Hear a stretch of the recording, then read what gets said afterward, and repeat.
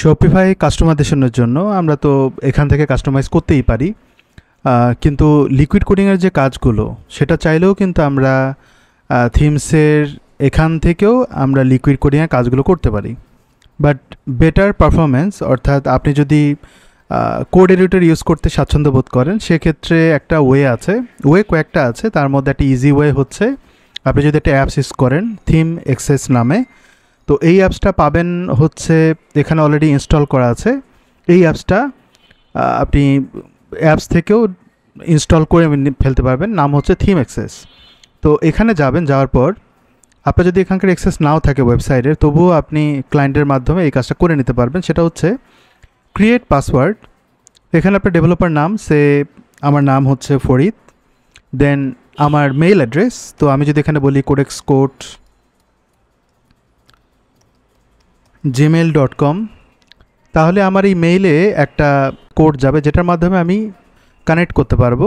তো create password click করলে আমার মেইলে একটা পাসওয়ার্ড যাওয়ার কথা, এবং এখানে কিন্তু একটা পাসওয়ার্ড চলে আসছে, বাট এটা আমি এখন দেখব না, কারণ আমার সেটআপ লাগবে এবং ইউআরএলটা ঠিক আছে কিনা এগুলো ক্রস চেক করে নেবেন। দেন এখন যে কাজটা করতে হবে, আমার ভিজুয়াল কোড স্টুডিও সেটাকে আমাকে অন করতে হবে, কারণ আমি এই এডিটরেই এই কাজটা করব। আর এখানে যেহেতু আমার ওই সেটআপটা লাগবে, আমার এগুলো সবগুলো রিমুভ করে দেওয়া দরকার। আমি নতুন একটা উইন্ডো অন করি, বেটার।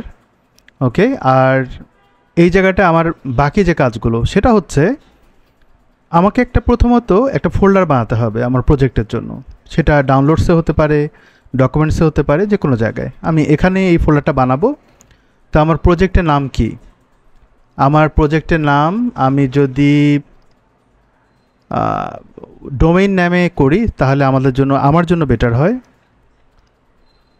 তো আমি এখানটায় এটাকে ধরবো, বা যে কোনো নাম আমি নিতে পারি। আমি এটাকে কপি করলাম, দেন এখানটায় নিউ ফোল্ডার, তারপর এই নামে আমি একটা ফোল্ডার ক্রিয়েট করলাম ডাউনলোডসে। ফাইল থেকে আমি ওপেন করব, ওপেন ফোল্ডার, ডাউনলোডস, এবং এখানে এই ফোল্ডারটাকে অন করি। দেন এখানে আমাকে একটা ফাইল বানাতে হবে। ফাইলের নাম হচ্ছে কনফিগ, এবং এক্সটেনশন হচ্ছে YML। সব ঠিক থাকলে আমরা এখানে বাকি কাজগুলো করব। এখানে কি কি লাগবে সেটা আমরা দেখি। আমার এখানে প্রথমত গেট পাসওয়ার্ডে ক্লিক করতে হবে, দেন শো পাসওয়ার্ড। আমরা একটা পাসওয়ার্ড পেয়ে যাব। আমি এটাকে কপি করলাম, আমি এখানে এটা লিখে রাখলাম। But in the meantime আমার আসলে লাগবেটা কি? আমাকে এখানে বলতে হবে ডেভেলপমেন্ট,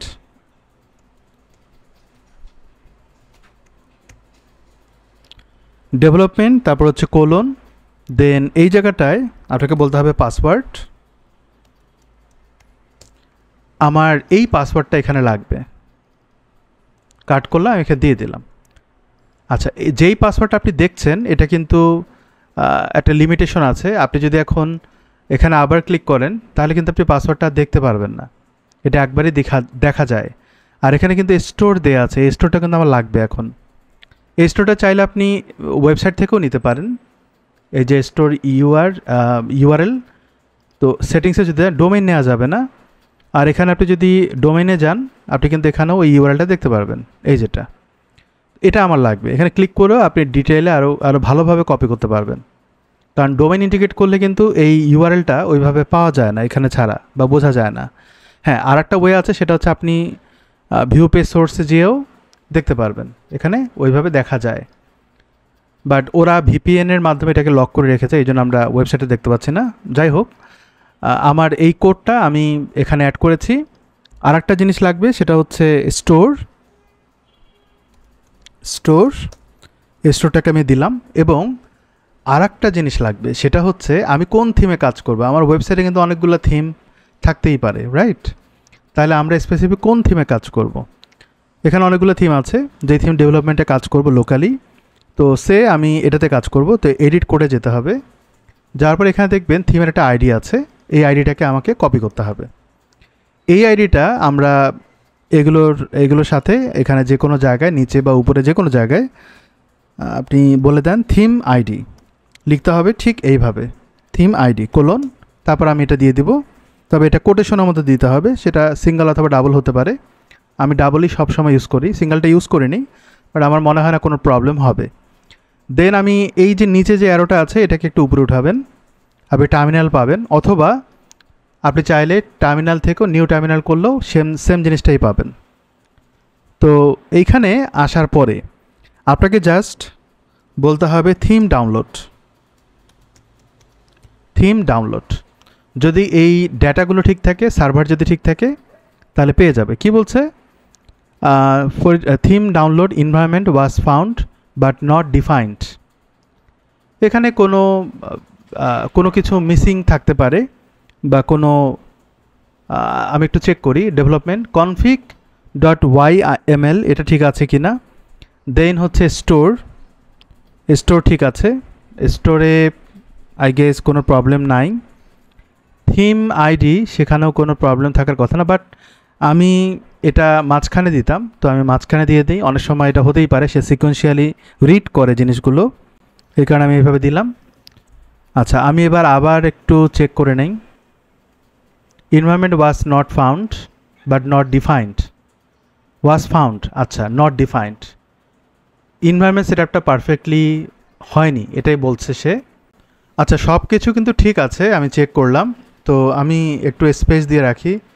config.yml এভরিথিং হয়ে যাওয়ার কথা সুন্দরভাবে। আমি কি ওই ফোল্ডারে আছে? হ্যাঁ, ওই ফোল্ডারে আছি। আমি থিম ডাউনলোড কমান্ডটা ঠিক আছে কিনা সেটা একটু চেক করি, এবং ইন্টার দিলে আমাকে যদি প্রবলেম দেয় তাহলে আমরা অন্যভাবে দেখব। আচ্ছা, এবার ঠিক আছে, কোনো সমস্যা নাই। খেয়াল করবেন এখানে কিন্তু ফাইল সাইজ অনেক বড়, কারণ এটা একটা পেইড থিম আর কাস্টম কোডেড অনেক কিছু করা হয়েছে। তো সচরাচর দেখা যায় 350-400-র মধ্যে থাকে, এখানে অনেকগুলো ফাইল আছে। এটা যখন ডাউনলোড হয়ে যাবে একটা লিমিট থাকে, একটা টাইম থাকে, ওই টাইমের মধ্যে যদি হয়ে যায় তাহলে তো ভালো, না হলে এটা আবার কল করতে হবে থিম ডাউনলোড। যদি কল করা হয় এবং যেই জিনিসগুলো ডাউনলোড হয়েছে সেখান থেকে কিন্তু আবার ডাউনলোড হওয়া শুরু হবে। এভাবে হয়তো বা 2-1 বার বা 3 বারও করতে হতে পারে। আফটার দ্যাট আমরা নেক্সট স্টেপে যাব।